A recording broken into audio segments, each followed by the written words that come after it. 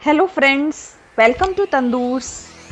देखिए, आज मैं फिर हाजिर हूँ आपके लिए एक बढ़िया सी बहुत ही टेस्टी वैरायटी लेके। और वेजिटेबल्स देख के आपको ये तो पता लग ही रहा होगा कि टेस्टी होने के साथ साथ ये बहुत हेल्दी भी है। खाने में कुरकुरा और बहुत ही स्वादिष्ट पॉकेट पराठा। फ्रेंड्स, बहुत अलग तरीके से बनाया गया ये पराठा सारी वेजिटेबल्स भी इंक्लूड करेगा। उसके साथ जो मैंने इसमें इंग्रेडिएंट्स यूज़ किए हैं वो आपको बहुत सारे मिनरल्स भी देंगे। आजकल के बच्चे सब्जियां खाने से कतराते हैं, उन बच्चों के लिए ये वैरायटी बिल्कुल बेस्ट है। बच्चों का संडे का नाश्ता हो या इवनिंग स्नैक्स हो, इसे आप फटाफट बनाकर सर्व कर सकते हैं। वेजिटेबल्स आप चाहें तो एक दिन पहले भी बना के रख सकते हैं। इस तरीके से फोल्ड करके आप ये पराठा फ्रीज भी कर सकते हैं।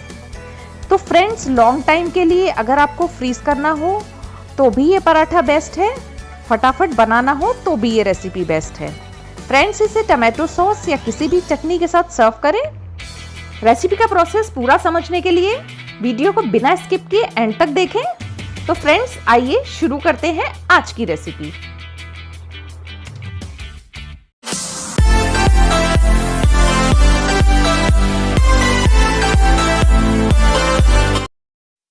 रेसिपी शुरू करने से पहले अगर आप मेरे चैनल पर नए हैं और अभी तक आपने मेरा चैनल सब्सक्राइब नहीं किया है तो रेड बटन दबाकर मेरे channel Tandoors home cooking by Geeta को सब्सक्राइब करें और बेल आइकन को ज़रूर प्रेस करें ताकि मेरी आने वाली नई नई रेसिपीज़ की जानकारी आपको तुरंत मिल सके।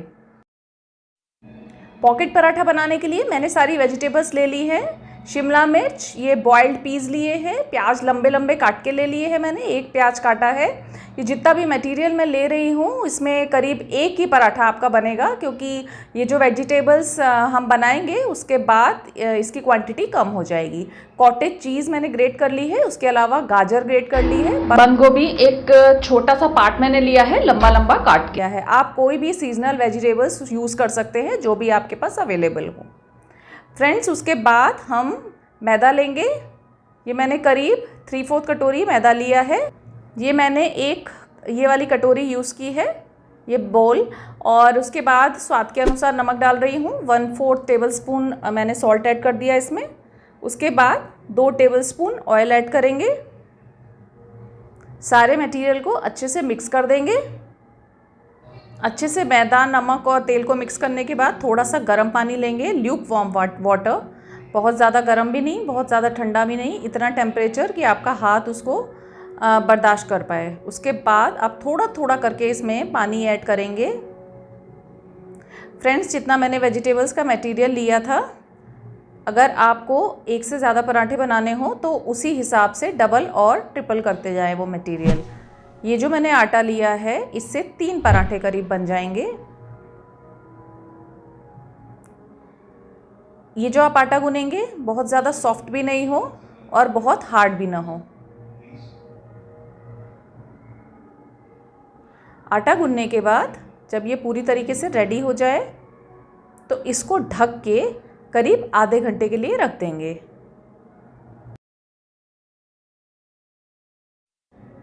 इसको थोड़ा सा और स्मूथ करने के लिए हल्का सा ऑयल ऐड किया मैंने इस पर। फिर इसको अच्छे से मसल लेंगे। बड़ा कुरकुरा सा पराठा बनता है, उसके लिए थोड़ा सा जो आटा गूंदने का हमारा मेथड है उस पर अगर आप थोड़ा ध्यान देंगे तो आपका परफेक्ट पराठा बनेगा। एक नैपकिन से ढक के अब मैं इसको आधे घंटे के लिए छोड़ रही हूँ।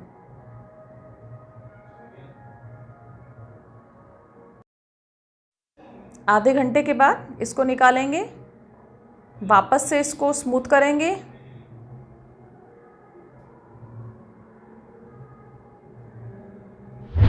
थोड़ा सा ऑयल ऐड कर लेंगे। इस तरीके से स्मूथ करके इसकी छोटी छोटी लोइयां बना लेंगे। थोड़ा थोड़ा सा रोल करेंगे इसको। उसके बाद इसकी गोल गोल लोइयां बना के फिर से थोड़ी देर के लिए छोड़ देंगे। आप चाहें तो चाकू से काट के भी बना सकते हैं, हाथ से भी इसको तोड़ सकते हैं। उसके बाद हमें थोड़ा सा पराठा बड़ा बनाना है तो लोइयां भी बड़ी बनाएंगे। लोइयों को भी ढक के उसी तरीके से थोड़ी देर के लिए रख देंगे। उसके बाद पैन में तेल गरम होने के लिए रखेंगे। थोड़ा सा तेल डालने के बाद हम इसकी स्टफिंग रेडी करेंगे। सबसे पहले मैंने इसमें प्याज ऐड कर दिए, शिमला मिर्च डाल दी, बॉइल्ड पीस डाले, सौटे करेंगे थोड़ा सा।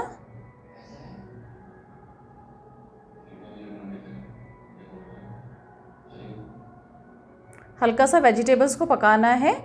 ये न्यूट्रिशियस पराठा बनेगा, वेजिटेबल्स को बहुत ज़्यादा भी नहीं पकाएंगे। उसके बाद बाकी की जो वेजिटेबल्स हमने रखी है वो ऐड कर देंगे।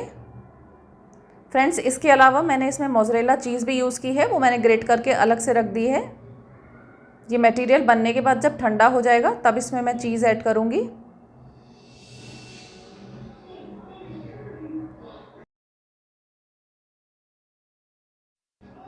वेजिटेबल्स जब हल्की सॉफ्ट हो जाए तो उसमें सारी स्पाइसेस ऐड कर देंगे स्वाद के अनुसार। सबसे पहले इसमें हम नमक ऐड करेंगे,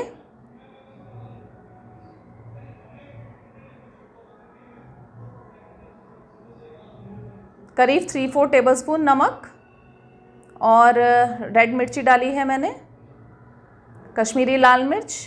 उसके अलावा चाट मसाला और गरम मसाला ऐड किया है। गरम मसाला आधा चम्मच, चाट मसाला वो भी आधा चम्मच ऐड किया है मैंने। स्वाद के अनुसार आप स्पाइसेस ऐड कर सकते हैं। इसमें बहुत ज़्यादा तीखा खाते हो तो मिर्ची ज़्यादा ऐड करें। कश्मीरी लाल मिर्च वैसे भी कम तीखी होती है। मैंने ये मीडियम तीखा बनाया है मटेरियल।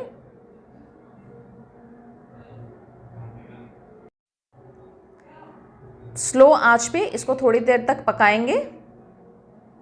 उसके बाद आपका ये मटेरियल बन के रेडी हो जाएगा। इसको ठंडा होने के लिए छोड़ देंगे। उसके बाद हम वो लोइयाँ निकालेंगे और बेलना शुरू करेंगे।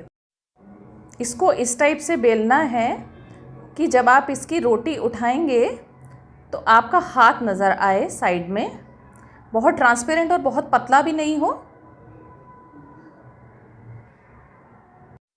और रोटी बहुत मोटी भी ना हो। इसी तरीके से बाकी के भी लोइयों को हम बेल लेंगे। 3 रोटियां बनाने के बाद इन रोटियों को इस तरीके से फैलाएंगे। उस पर हल्का सा ऑयल डालेंगे। ऑयल वाला हाथ मैंने लगा दिया। उसके बाद थोड़ा सा मैदा लगाएंगे इसमें।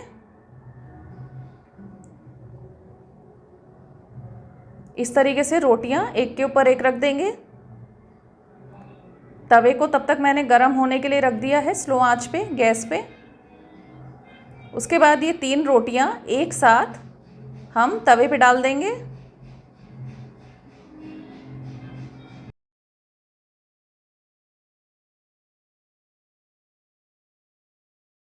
हल्का सा इस रोटी का कलर चेंज हो तब तक बिल्कुल पकाना है। मैंने इसको स्लो से मीडियम आंच पे पकाया है। जब ये दोनों साइड से इस टाइप का कलर आ जाएगा, हल्के बबल्स आ जाएंगे इस पे, तब तक इसको पका के उसके बाद इन तीनों रोटियों को निकाल लेंगे। रोटियों को एक दूसरे से अलग करेंगे।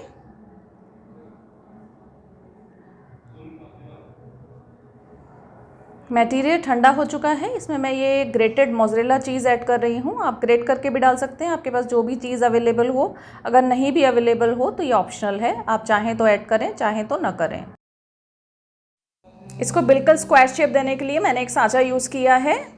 अगर आपके पास ये अवेलेबल ना हो तो आप हाथ से भी इस टाइप से मटेरियल ऐड कर सकते हैं। उसके बाद चारों तरफ से इसको फोल्ड करके स्क्वायर शेप दे सकते हैं।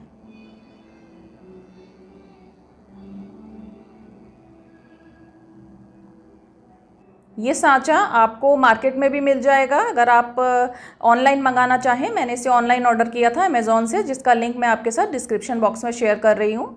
आप मंगवाना चाहें तो इसे मंगवा सकते हैं। गैस पे मैंने फुल आंच पे पैन को गर्म होने रख दिया है।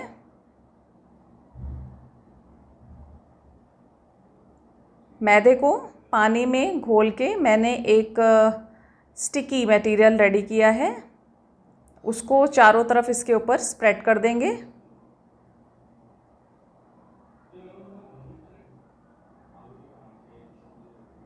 अच्छे से स्प्रेड करने के बाद इसको फोल्ड करेंगे।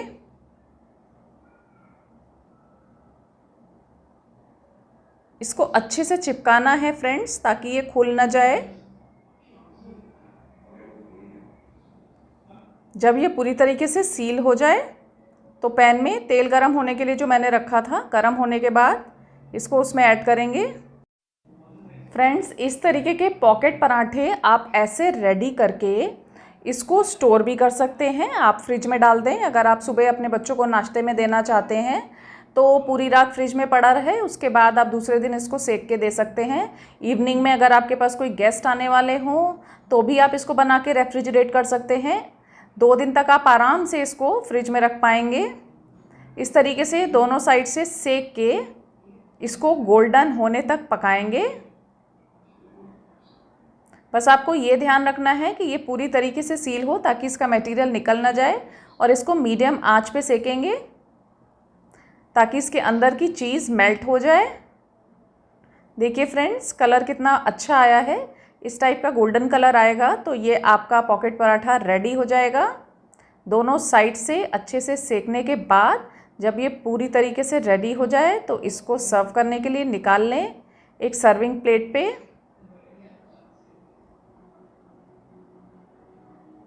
फ्रेंड्स, ये पॉकेट पराठा आपका बिल्कुल बनकर रेडी है। इसको मैं कट कर रही हूँ। इसको आप सॉस या चटनी किसी के साथ भी सर्व कर सकते हैं। मैंने इसको सर्व करने के लिए टमाटो सॉस और शेज़वान सॉस यूज़ किया है। खाने में बड़ा ही कुरकुरा और स्वादिष्ट ये पराठा टेस्टी होने के साथ साथ बहुत न्यूट्रिशियस भी है। आपके बच्चे अगर वेजिटेबल्स ना पसंद करते हों तो ये पराठा आप उनके लिए ज़रूर बनाएं, क्योंकि टेस्ट की वजह से इसे वो खाएंगे और उनको सारे मिनरल्स और विटामिन्स मिलेंगे। तो फ्रेंड्स, आपको ये रेसिपी कैसी लगी मुझे कमेंट सेक्शन में कमेंट करके ज़रूर बताएं। कोई भी क्वेश्चन या सजेशन आप कमेंट सेक्शन में लिख सकते हैं। मेरे चैनल तंदूर्स को सब्सक्राइब करें और बेल आइकन को प्रेस करके मेरी कोई भी रेसिपी मिस ना करें। तो फ्रेंड्स, अगली रेसिपी के साथ फिर से मिलेंगे। तब तक के लिए good bye friends. Thanks for watching.